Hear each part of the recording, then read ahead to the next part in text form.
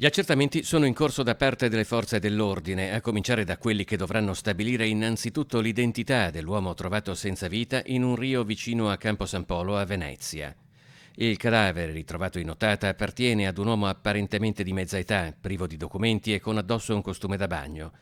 La dinamica è ancora tutta da chiarire, ma le circostanze, in una notte contraddistinta dai festeggiamenti per la vittoria della nazionale di calcio ai campionati europei, che a Venezia è stata celebrata anche con diversi tuffi in canale, porta a non escludere del tutto l'ipotesi che il decesso possa essere ricondotto ai festeggiamenti. Ciò non esclude comunque che la caduta in canale possa essere stata accidentale, un incidente casuale dall'epilogo tragico. Sul posto sono intervenuti il personale sanitario e gli agenti delle volanti lagunari.